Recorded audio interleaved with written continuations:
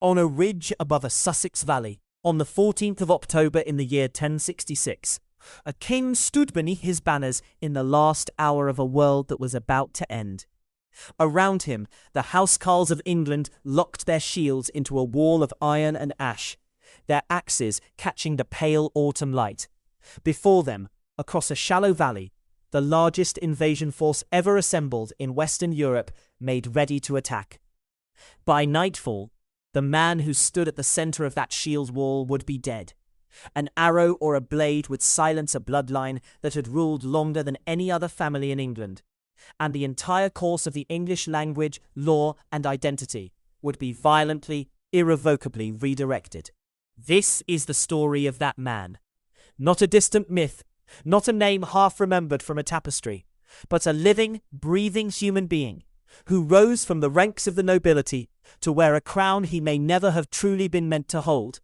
who fought 2 desperate wars in a space of 3 weeks, and who lost everything on a single autumn afternoon. This is the story of Harold Godwinson, the last Anglo-Saxon king of England, and the final days of a civilization that had endured for 600 years before it was extinguished in a single blood-soaked battle. To understand Harold, we must first understand the England he was born into, a land utterly unlike the England of myth and pageantry that would later be imposed upon it by Norman chroniclers eager to justify conquest. Anglo-Saxon England, in the early decades of the 11th century, was not a primitive backwater waiting to be civilized by continental invaders. It was, in truth, one of the most sophisticated and wealthy kingdoms in Europe, a land of ancient law codes, of a highly organized system of shires and hundreds that allowed a king in Winchester to raise taxes and armies from across the realm with remarkable efficiency, a land of scriptoria producing illuminated manuscripts of astonishing beauty, of a vernacular literary tradition unmatched anywhere else on the continent. The English had their own language, their own poetry, their own deep well of lore, stretching back to Alfred the Great and beyond, to the days when the island had first been carved into competing kingdoms by Angles, Saxons, and Jutes, crossing the North Sea in the wake of Rome's collapse. By the 11th century, those kingdoms had long since been fused, through war, marriage, and the shared terror of Viking invasion, into a single England, a unified crown whose authority, whatever its internal tensions, was recognized from the Scottish border to the English Channel. And yet this kingdom lived under a shadow that had never fully lifted, the shadow of the North. For nearly 3 centuries, since the first Viking longships had appeared off the coast of Northumbria, and the monks of Lindisfarne had watched in horror as their sanctuary was put to fire and sword, England had been a battlefield between the native Anglo-Saxon dynasties and the seafaring warriors of Scandinavia. Danish kings had ruled England outright within living memory. Canute the Great, a Danish conqueror who had taken the English throne by force in the year 1016, had gone on to rule not merely England, but an empire stretching across the North Sea, encompassing Denmark and Norway as well. A colossus of northern power, whose reign brought, paradoxically, a period of stability and even prosperity to England, precisely because Canute understood that to hold his new kingdom, he needed the loyalty of its native nobility. It was into this delicate, uneasy accommodation between Danish kingship and English aristocracy that the Godwin family first rose to prominence, and it is here that our story of Harold truly begins. Not with Harold himself, but with his father. Godwin, Earl of Wessex, was perhaps the single most remarkable political survivor in 11th century English history, a man whose origins remain genuinely disputed by historians to this day. Some accounts suggest a relatively modest Fengley background in Sussex, a family of local landholders rather than ancient nobility, which makes his subsequent ascent all the more extraordinary. Godwin first appears clearly in the historical record as a supporter and companion of Canute, rising through skill, cunning, and evident personal charisma. to become the Danish king's most trusted English lieutenant. Canute rewarded him spectacularly, elevating him to the earldom of Wessex, the richest and most powerful of England's great regional commands, the ancient heartland of the West Saxon royal line itself. To cement this alliance further, Godwin married Githa, a notable woman connected to the Danish royal house, binding his family by blood to the very Scandinavian power structure that had conquered England. It was a marriage of extraordinary consequence, for from this union would come a dynasty of children who would come to dominate English politics for a generation, sons with names that echo through this history like a drumbeat: Sweyn, Harold, Tostig, Gurth, Leofwine, and a daughter, Edith, whose marriage would place the Godwins at the very heart of the monarchy itself. Harold Godwinson was born sometime around the year 1022, into a family already positioned at the summit of English power, though that power remained precarious, dependent always on the favour of a Danish crown and the shifting currents of court politics. He grew into manhood during a period of extraordinary instability. Canute died in 1035, and the carefully constructed North Sea empire he had built began almost immediately to fracture. There followed years of succession crisis, brief and brutal reigns by Canute's sons, Harold Harefoot and Harthacnut, political murders, mutilations, and exile, the ordinary vicious currency of 11th century royal politics. Godwin himself was implicated, rightly or wrongly, in the horrific blinding and death of Alfred Aetheling, a son of the old English royal line who had returned from Norman exile only to be seized, blinded with hot irons, and left to die of his wounds, a crime that would haunt Godwin's reputation for the rest of his life, and would later be weaponized against his son. It was out of this chaos that Edward, later remembered as Edward the Confessor, finally claimed the English throne in 1042. Edward was himself a product of the turbulence of the age, the son of the old Anglo-Saxon king Ethelred the Unready, and his Norman wife Emma, a man who had spent the greater part of his childhood and young adulthood in exile across the Channel in Normandy, sheltered by his mother's relatives, while Danish kings ruled the land of his birth. This period of exile would prove enormously significant, for it meant that when Edward finally returned to England to claim his crown, he arrived not as a native son steeped purely in English tradition, but as a man deeply shaped by Norman culture, Norman churchmen, and Norman friendships. A man who brought with him a retinue of continental advisors, and who would, throughout his reign, maintain warm and consequential ties across the Channel. It is impossible to understand the later Norman claim to England without understanding this simple biographical fact. Edward the Confessor was by upbringing and temperament half a Norman himself. Edward's path to the throne required the support of the very man whose family had thrived under the Danish kings he now displaced. And so Godwin, ever the survivor, threw his considerable weight behind Edward's accession, helping to secure the crown for him. In return, and to bind this new alliance permanently, Edward married Godwin's daughter Edith in 1045, elevating the Godwin family to a position of truly unprecedented power. Godwin now stood not merely as the greatest of England's earls, but as the father-in-law of the king himself. It was an alliance built on mutual necessity rather than affection, and it would prove to be one of the most consequential and combustible relationships in English history. For Edward, whatever debt he owed Godwin for his throne, never fully trusted the family that had delivered it to him, and the tension between the Confessor and the Godwins would simmer beneath the surface of English politics for the entirety of the reign, occasionally erupting into open and dangerous conflict. Harold, still a young man during these years, was given his own foothold in this new order. Around 1045, he was made Earl of East Anglia, a substantial and wealthy command that placed him firmly among the great magnates of the realm and gave him his first true taste of independent governance, of the administration of justice, the collection of revenue, and the raising of armed men. He began, in these years, to demonstrate the qualities that would define his later career: a genuine talent for military leadership,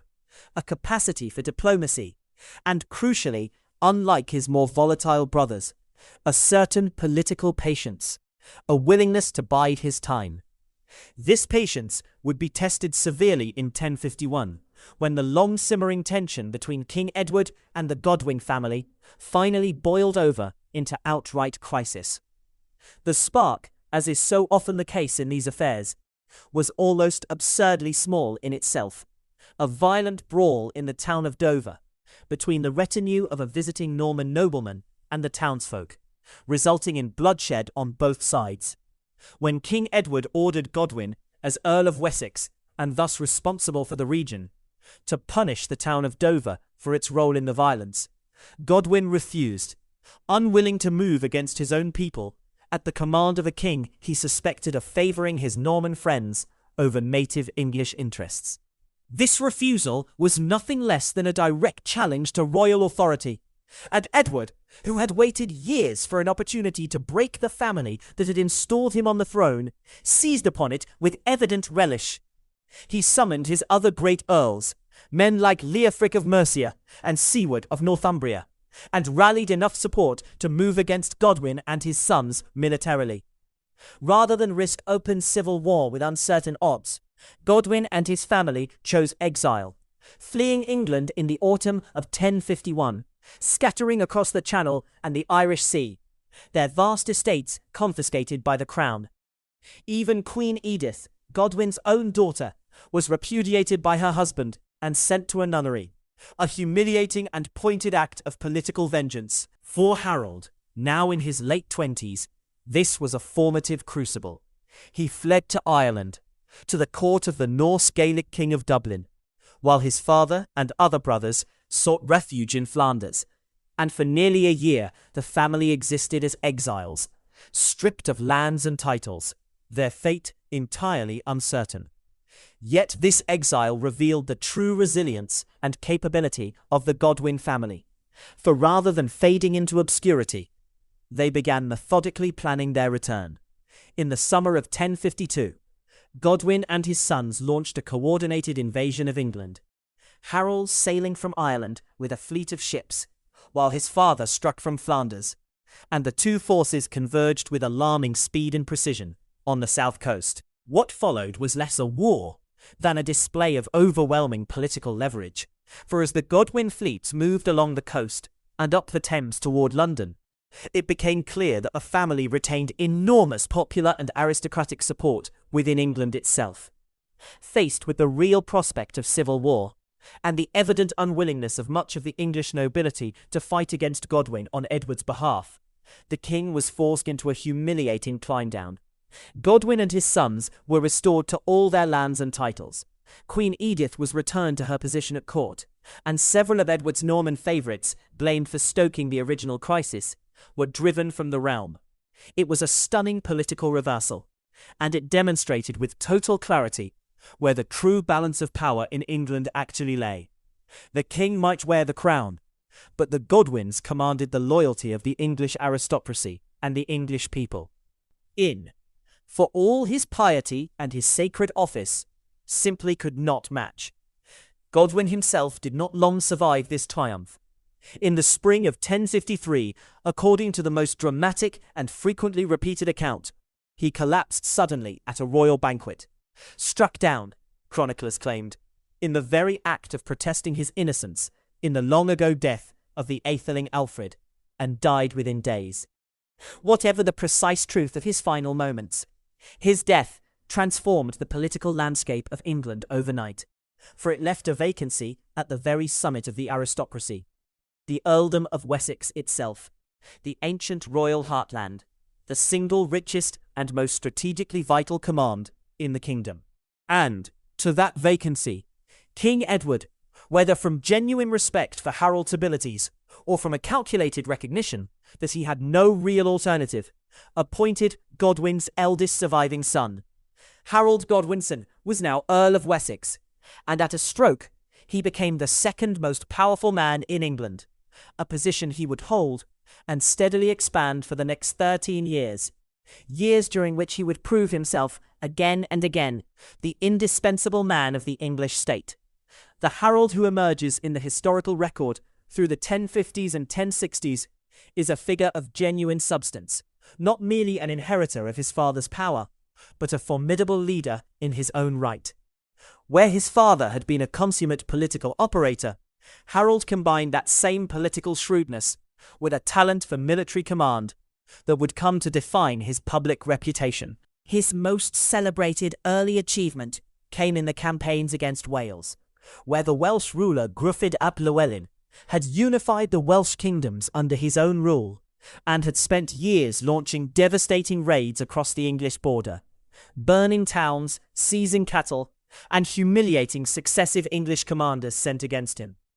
In 1063, Harold, working in close coordination with his brother Tostig, launched a campaign of genuinely innovative brilliance,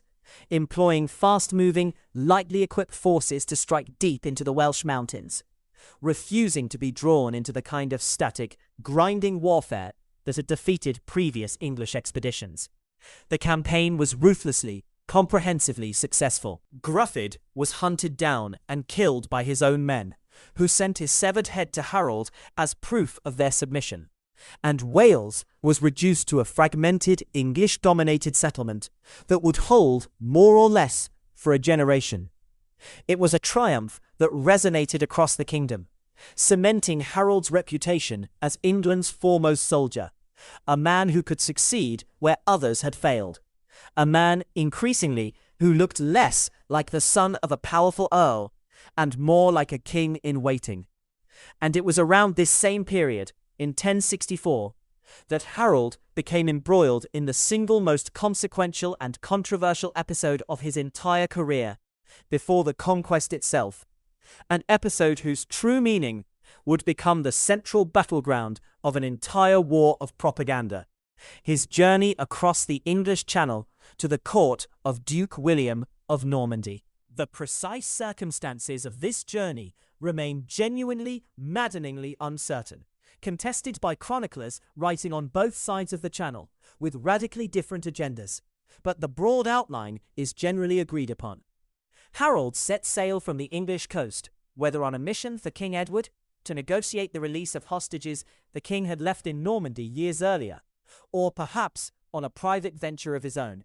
and was blown off course or wrecked along the coast of Ponthieu, a territory ruled by a lesser Norman lord named Guy, who promptly took Harold captive, with an eye toward extracting a substantial ransom.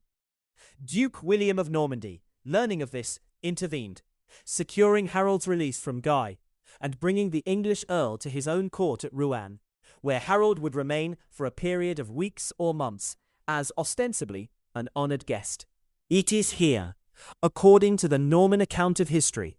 the account that would later be immortalized in stitched wool and linen upon the Bayeux tapestry itself, that the pivotal moment of the entire conquest narrative supposedly occurred. Harold Godwinson, so the Norman story goes, swore a solemn oath upon sacred relics to support William's claim to the English throne after Edward's death. A promise of fealty and support that Harold would later shatter with what the Normans considered nothing less than perjury against God himself.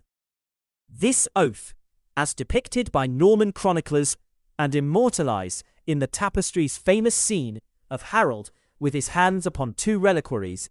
became the moral and religious foundation of William's entire justification for invasion, transforming what might otherwise have appeared as naked territorial aggression into what the Duke can present to the wider Christian world as a righteous crusade to punish a perjurer and reclaim a throne unjustly denied. But we must pause here and consider this episode with genuine historical skepticism, for the English sources, tellingly, say remarkably little about any such oath, and the entire narrative survives to us almost exclusively through Norman testimony, written after the conquest, by chroniclers with every incentive in the world to justify their duke's seizure of a foreign crown. Was there truly an oath? Quite possibly, given how consistently and specifically it appears across multiple Norman sources. Was it given freely, as an act of genuine political alliance between two ambitious men, Or was it extracted under something closer to duress? A captive foreign nobleman in a position of considerable vulnerability, surrounded by an armed and powerful host, understanding perfectly well that his freedom, perhaps his very life, depended on cooperation. We cannot know for certain, and this uncertainty is not a mere academic footnote. It lies at the very heart of how we judge everything that follows. If Harold swore freely and sincerely, his later acceptance of the English crown becomes an act of calculated betrayal. If the oath was coerced, extracted from a man with a sword, figuratively, perhaps literally, at his throat, then his later actions become not betrayal, but simple, understandable self-preservation and loyalty to his own homeland over a promise never freely given. The Bayeux Tapestry itself, our single most vivid visual source for these events, was almost certainly commissioned by Normans, quite possibly by William's own half-brother, Bishop Odo of Bayeux, and its narrative, for all its extraordinary artistic power, cannot be mistaken for neutral historical testimony. It is propaganda of the highest visual sophistication, and we must view it as such. Whatever truly transpired at William's court, Harold returned to England, and life continued, for a time, along its established course. King Edward, now aging and increasingly consumed by religious devotion, particularly by his great project of rebuilding Westminster Abbey in the new Romanesque style he had come to love during his continental exile, left more and more of the actual governance of the kingdom in Harold's capable hands. Harold, meanwhile, faced a serious crisis within his own family in 1065, when the people of Northumbria rose in violent rebellion against the harsh rule of Harold's own brother, Tostig, who had governed the northern earldom with a severity that had alienated the local nobility to the point of open revolt. The Northumbrian rebels marched south, demanding Tostig's removal, and Harold, faced with an agonizing choice between family loyalty and the stability of the realm, chose the realm, negotiating a settlement that saw Tostig stripped of his earldom and driven into exile. It was, without question, the correct political decision for England, but it planted a seed of bitter, poisonous resentment in Tostig's heart, a resentment that would have devastating consequences within the year, for Tostig, humiliated and dispossessed, would not simply fade away. He would seek allies wherever he could find them, and in his search for vengeance against the brother who had cast him aside, he was helped set in motion one of the two great invasions that would converge upon England in that fateful year of 1066. Then, in the first days of January 1066, King Edward the Confessor, having lived just long enough to see the consecration of his beloved new Westminster Abbey, fell gravely ill and died. And with his death, England was plunged instantly into a succession crisis of the highest possible stakes. For Edward left no direct heir of his own body, no son to inherit the crown through the simple, unambiguous logic of primogeniture. The throne of England lay, in that moment, genuinely open, contested by multiple claimants, each possessing their own tangled, imperfect claim. And the decision of who would wear the crown next would be made not by any single clear hereditary rule, but by the Witan, the great council of English nobles and churchmen, exercising what remained, even in this age of hereditary kingship, a genuine and consequential power to select and confirm the realm's ruler. The candidates were formidable. There was Edgar Atheling, a boy barely into his teens, the last surviving male of the ancient royal house of Wessex itself, possessing by far the strongest hereditary claim in the purest bloodline sense, yet hopelessly, dangerously young and inexperienced for the demands of a kingdom facing existential threats from multiple directions. There was Duke William of Normandy, across the Channel, who believed, based on his own account of past promises from Edward and the disputed oath he claimed Harold had sworn, that the throne was rightfully his. There was Harold Hardrada, the fearsome king of Norway, a legendary warrior who had fought as a mercenary in the armies of Byzantium, and carved out a reputation as perhaps the single most feared soldier in all of northern Europe, who possessed his own, admittedly more tenuous, claim to England, rooted in old agreements between former Scandinavian rulers. And there was Harold Godwinson himself, the Earl of Wessex, England's most powerful nobleman, its most accomplished living general, brother-in-law to the dead king, a man who had spent more than a decade at the absolute centre of English governance, and who, crucially, according to at least the English chroniclers, had been named by Edward himself, in his final failing moments, as his chosen successor.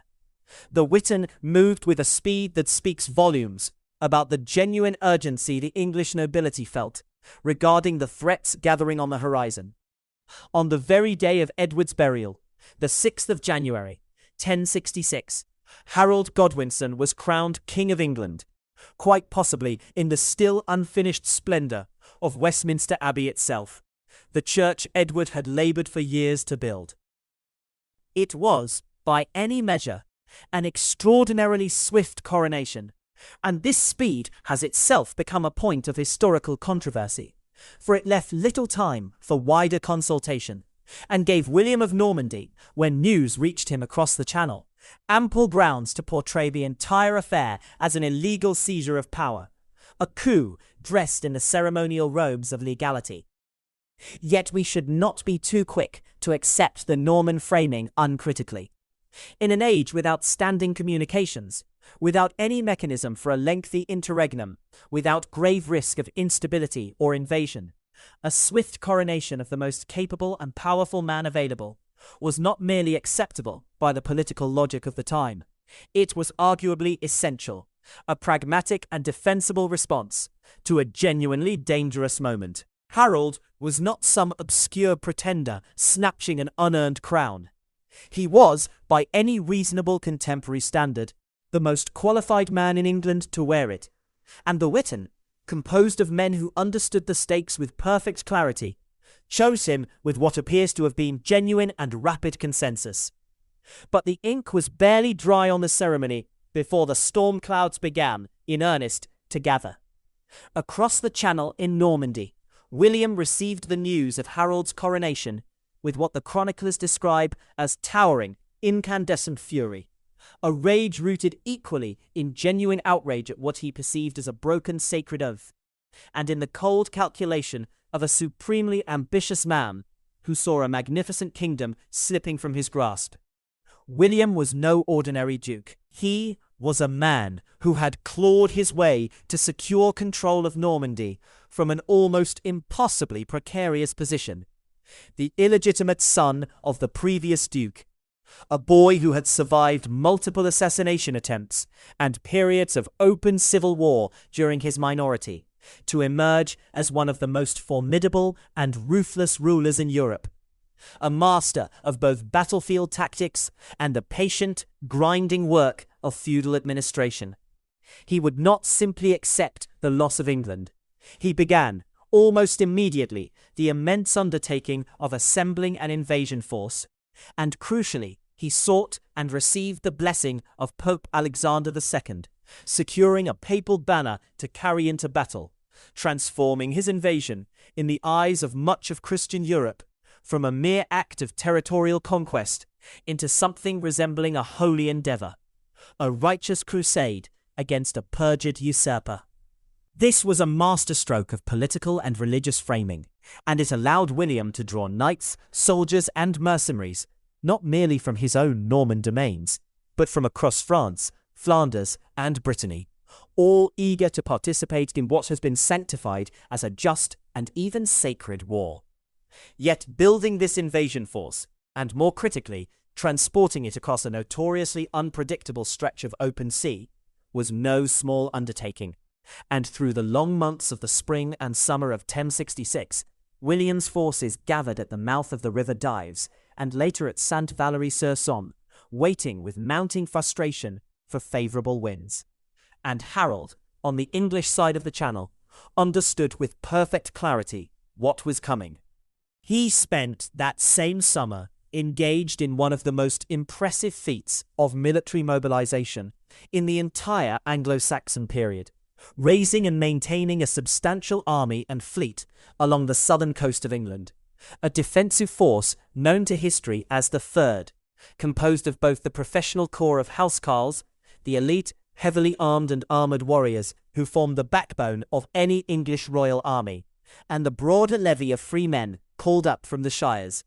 For months, through the summer, this army held its position, watching the horizon, waiting for the Norman fleet that never seemed to come. Held back, we believe, by contrary winds that Norman chroniclers, ever eager to see the hand of Providence in their eventual triumph, would later describe almost as a divine trial of patience. But an army cannot be held indefinitely. The harvest needed bringing in, supplies raised at enormous cost and organizational effort began to run desperately low.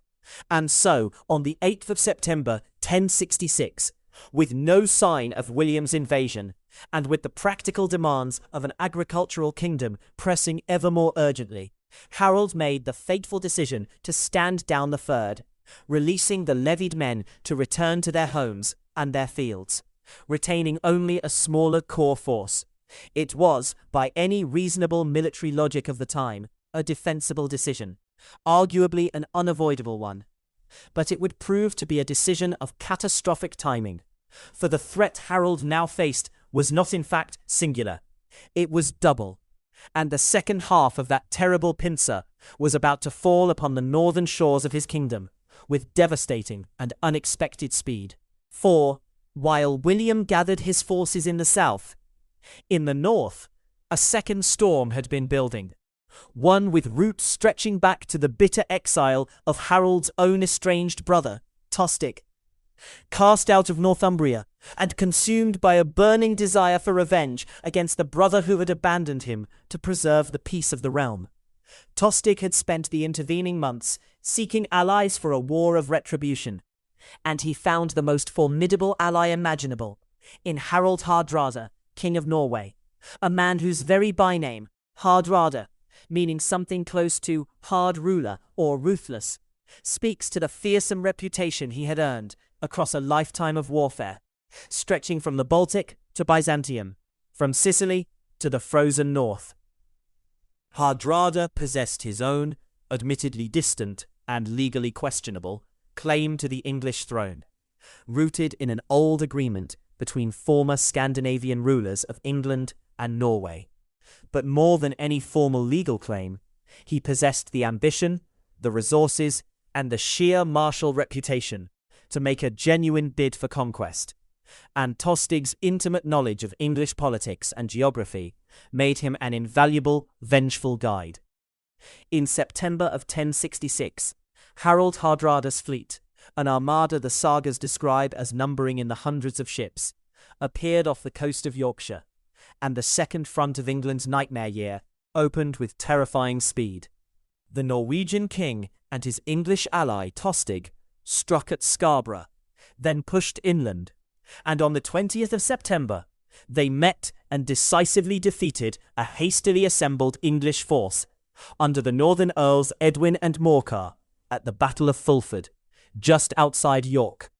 It was a serious, bloody defeat for the English, and it left the great northern city of York itself dangerously exposed, forced within days to negotiate terms and offer hostages to the invading Norwegian king.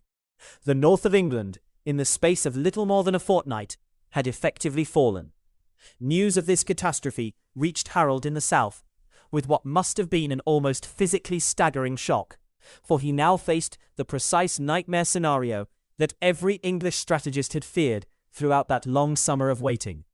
A two-front war, an enemy in the north having already won a battle and seized a great city, while an even larger invasion force remained poised across the channel to the south. Most rulers, faced with such a crisis, might have hesitated, might have sought to negotiate, might have divided their forces cautiously. Harold did none of these things. He did something that stands even today as one of the most remarkable feats of rapid military mobilization in medieval European history. Gathering what forces he could from the south and Midlands, he force-marched his army north with extraordinary speed,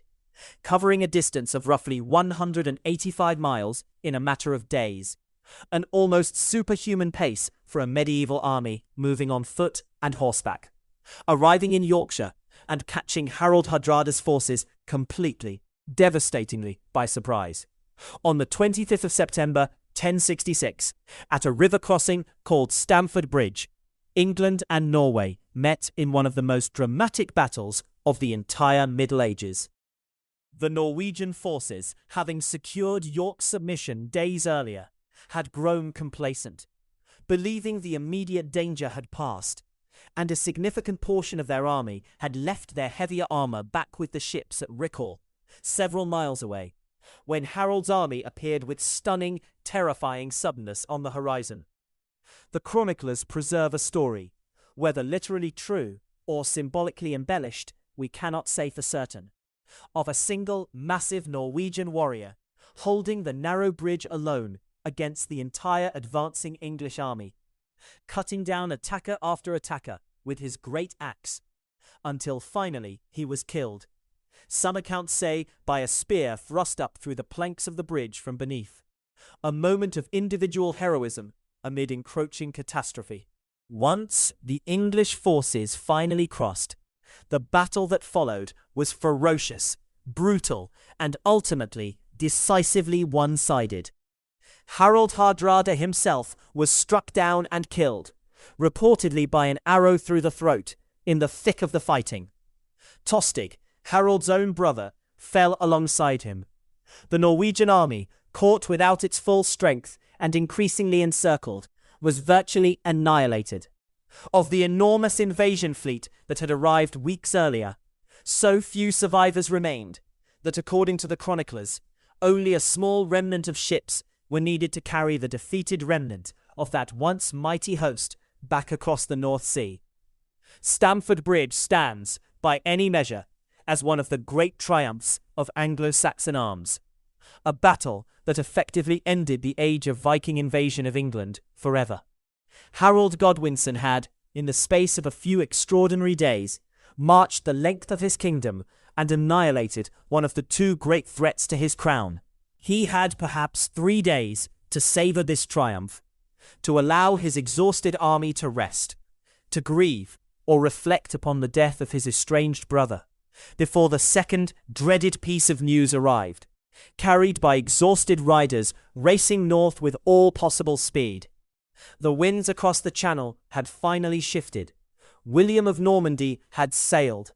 The Norman fleet, that vast assembled host that had waited through the long, frustrating months of summer, had crossed unopposed and landed on the Sussex coast near Pevensey on the 28th of September, 1066. The very same days that Harold's victorious but bloodied army was still recovering in the distant north.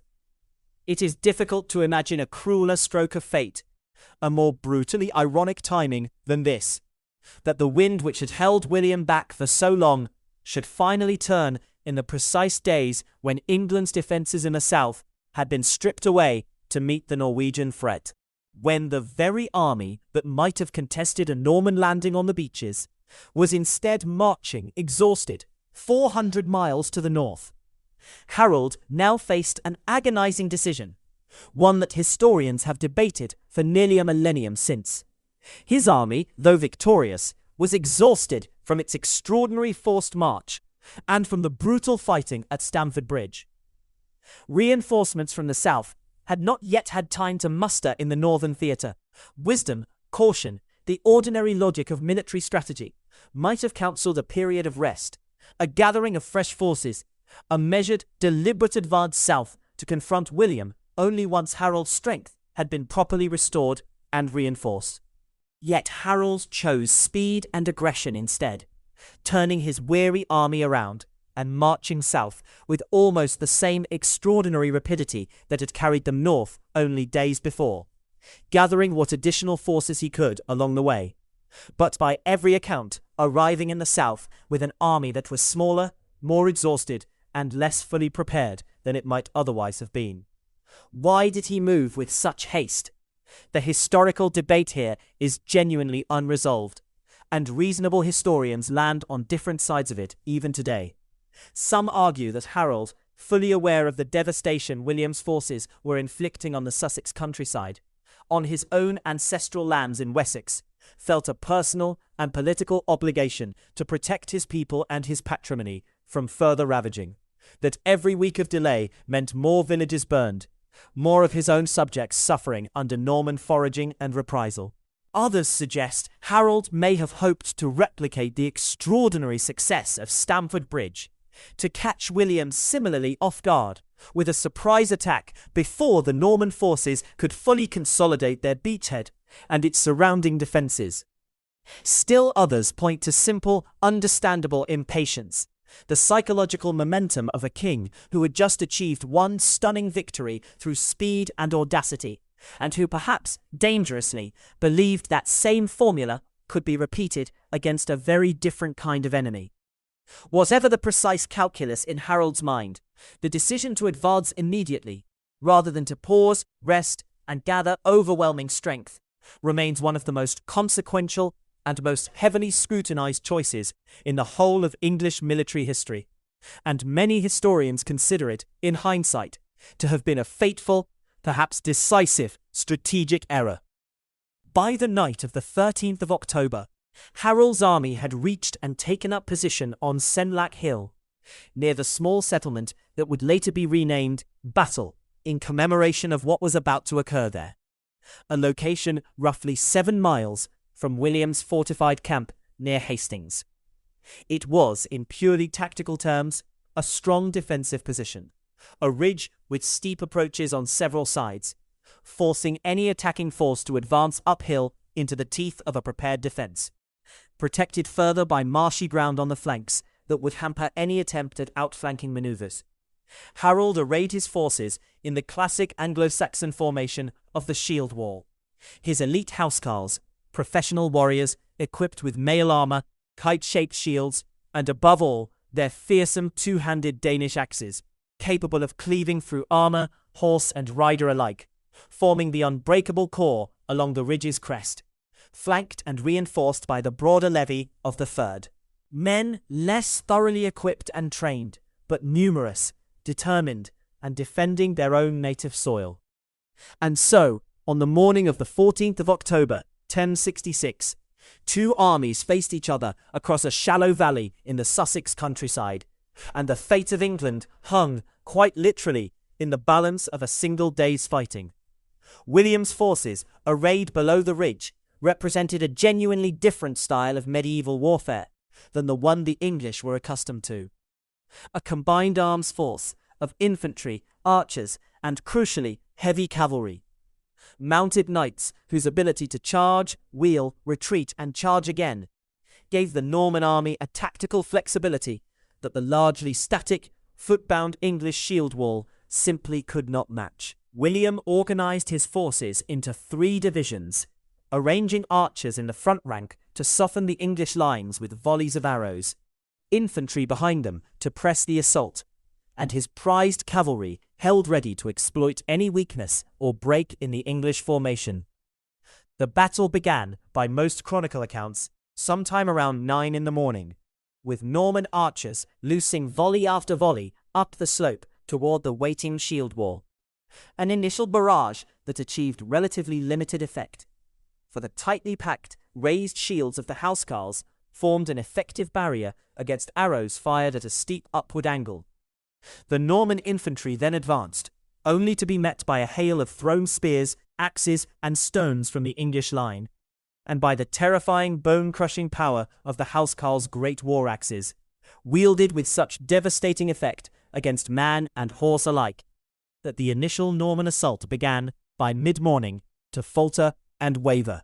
It was at this critical juncture that one of the battle's most pivotal and controversial episodes occurred. Somewhere on the Norman left flank, panic began to spread, whether from genuine confusion in the chaos of battle, or, as some chroniclers suggest, from a deliberate tactical ploy, and the cry went up that Duke William himself had been killed. Norman troops on that flank began to break and flee back down the slope in genuine disarray, and a significant portion of the English Third, seeing the enemy apparently routing, broke discipline, and surged forward from the ridge in pursuit. eager to press what appeared to be a decisive advantage. This was precisely the kind of catastrophic breach in a defensive shield wall formation that Harold's entire strategy depended on preventing. For the moment those pursuing Englishmen left the high ground and the protective density of the wall, they became catastrophically vulnerable to exactly the kind of mobile cavalry counterattack the Normans excelled at delivering. William, very much alive, tore off his helmet to reveal his face to his wavering troops, rallying them with visible proof that their duke still lived, and turned his cavalry upon the exposed, disorganized English pursuers, cutting them down mercilessly in the open ground of the valley floor. What happened next remains one of the great tactical debates of medieval military history. Did the Normans, having stumbled upon the devastating effectiveness of a feigned retreat by pure accident in this first instance, then deliberately repeat the tactic later in the battle, luring further groups of undisciplined English fighters down from the security of the ridge with staged, false retreats, only to turn and destroy them once they had broken formation? Norman chroniclers writing after the conquest certainly claimed as much, presenting it as evidence of William's superior tactical genius. Though we should, as always, view such claims with appropriate skepticism, given the obvious propaganda value of portraying the conquest as a triumph of superior Norman skill and cunning, rather than mere chance or attrition. What is beyond serious dispute is that the battle, which had begun in the morning with the English shield wall holding firm and even threatening to repel the Norman assault entirely, ground on through the entire day, hour after grueling hour, an astonishing display of endurance and discipline from Harold's remaining corps of housecarls, who held their position on the ridge against repeated cavalry charges, archery barrages, and infantry assaults for the better part of 8 or 9 hours, an extraordinary feat, the physical and psychological endurance that speaks to the genuine quality and discipline of Anglo-Saxon professional soldiery. But attrition is a merciless mathematics, and with every hour, every charge, every volley of arrows, the English line, however heroically it held, grew thinner, its ranks steadily depleted, with no possibility of reinforcement, while William, drawing on the deeper reserves of his combined arms force, could rotate and rally his troops for renewed assaults.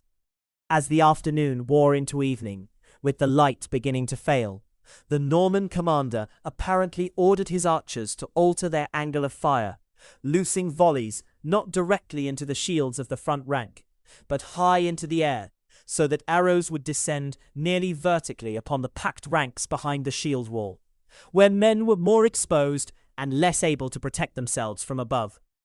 It is here, in this final desperate phase of the battle, that Harold Godwinson met his end, and the exact circumstances of his death remain, fittingly for a life so thoroughly obscured by competing propaganda, genuinely uncertain. The most famous account, immortalized by the Bayeux Tapestry's depiction of a figure clutching at an arrow embedded in his eye,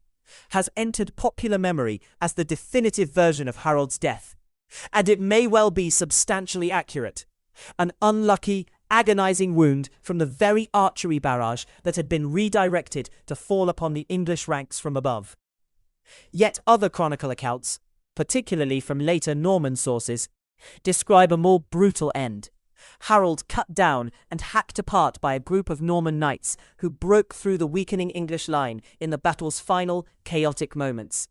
His body mutilated in the fighting to the point that it could reportedly only be identified afterward by his handfasted companion, Edith Swanneck, who was said to recognize certain private markings on his body that armor and battle had otherwise made unrecognizable, a detail as poignant as it is grim. We cannot know with certainty which account, or what combination of both, represents the true circumstances of his death. But what is beyond dispute is that Harold Godwinson, the last crowned Anglo-Saxon king of England, fell on that ridge, among his housecarls, fighting to the very end for the kingdom he had held for less than 10 months. With the king dead, and his personal standard, along with the 2 brothers who had fought alongside him, Gurth and Leofwine, also killed in the fighting, the remaining English resistance, finally, inevitably collapsed. Some housecarls fought on into the gathering darkness in small, desperate knots around their fallen lord's body, a final act of loyalty that the chroniclers remember with genuine admiration, even from the victorious Norman side. But organized resistance was finished. As night fell over Senlac Hill on the 14th of October, 1066, the Battle of Hastings was over, and with it, though neither side could have fully grasped the total magnitude of what had just occurred, 600 years of Anglo-Saxon rule in England had effectively come to an end. It would be a mistake, however, to imagine that the conquest was somehow completed in that single afternoon of fighting.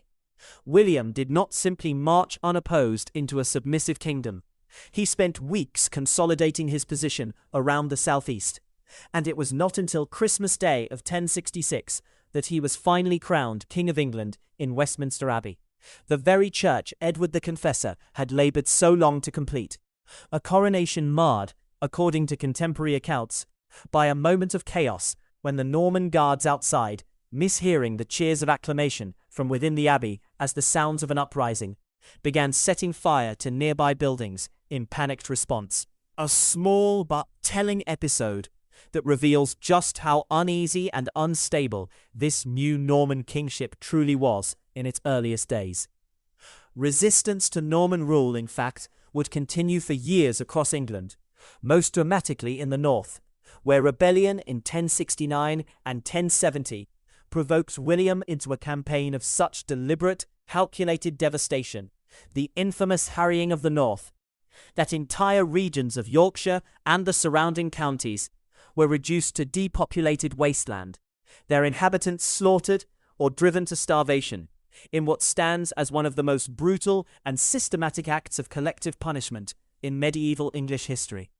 A stark demonstration of just how ruthlessly the new Norman regime was prepared to act to secure its grip on a conquered land.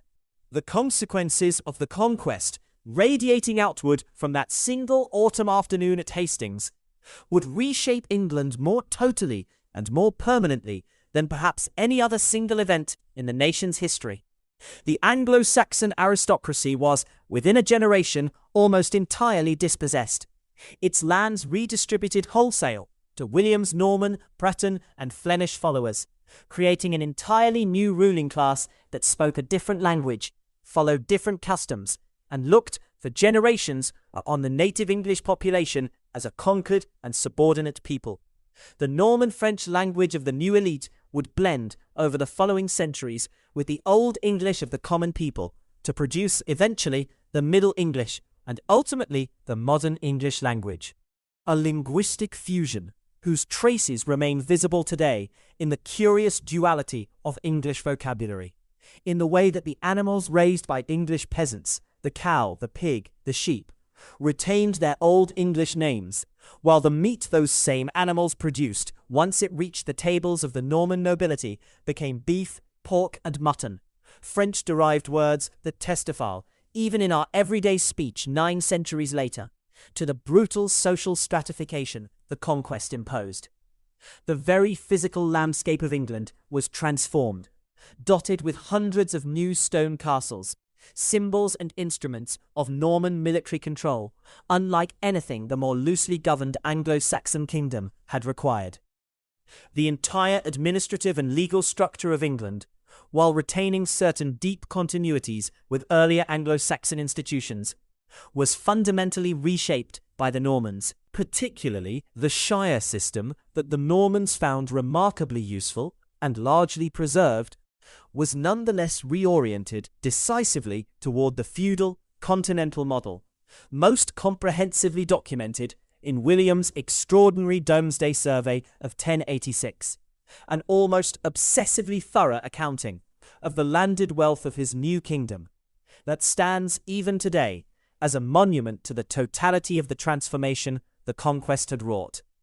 For nearly 1,000 years since that October afternoon, historians, poets, and propagandists on both sides of the Channel have argued fiercely over how we should ultimately judge Harold Godwinson, and this argument reflects at its core one of the deepest, and most enduring questions of historical interpretation. To what extent should we judge historical actors by the outcomes of their decisions? And to what extent should we judge them by the reasonableness of those decisions, given the information and constraints available to them in the moment? Was Harold the usurper who broke a sacred oath and paid the just and fitting price for his perjury, exactly as Norman chroniclers insisted for generations after the conquest, weaving their narrative into official history with such persistence and such institutional power that it shaped English understanding of these events for centuries? Or was he, as English tradition and a great many modern historians have come to argue with increasing conviction, the legitimately chosen king of a free and ancient nation, selected by its own council of nobles according to its own established customs, a capable and battle-tested ruler, who faced with an almost impossible strategic situation, the simultaneous invasion from two directions, by two of the most formidable warrior leaders in all of Europe, nonetheless came within a single day's fighting, perhaps within a single stroke of fortune, of preserving his kingdom's independence entirely. The truth that emerges from careful, dispassionate examination of the surviving evidence sits, as historical truth so often does, somewhere in the tangled space between these two poles, resistant to easy verdicts in either direction.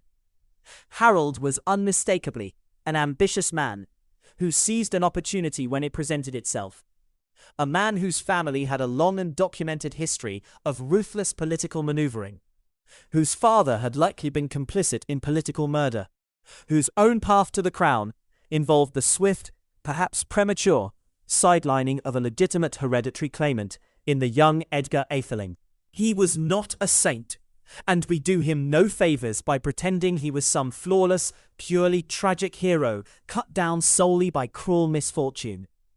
And yet he was also, by the overwhelming weight of the contemporary evidence available to us, an extraordinarily capable soldier and administrator, a man who had spent more than a decade demonstrating genuine competence and dedication in the actual unglamorous work of governing a complex kingdom, a man chosen not through some illegitimate coup, but through the established constitutional mechanisms of his own society, and a man who, in the desperate final weeks of his life, achieved a feat of military mobilization at Stamford Bridge that ranks among the most impressive in the whole of medieval European history, before falling, in the end, not necessarily through any catastrophic personal failure, but through a punishing combination of sheer exhaustion, brutal bad timing, and the simple grinding attrition of a battle that could very easily, on any number of small turns of fortune, have gone the other way entirely. What is beyond any reasonable historical dispute is the sheer, staggering magnitude of what was lost on that ridge above Hastings. An entire native ruling class was swept away within a generation. A distinctive, sophisticated, deeply rooted Anglo-Saxon culture and language, one that had produced its own remarkable literary and legal traditions across 6 centuries of continuous development, was subordinated beneath a new French-speaking aristocracy for hundreds of years, a subordination whose linguistic and social echoes remain traceable in the English language,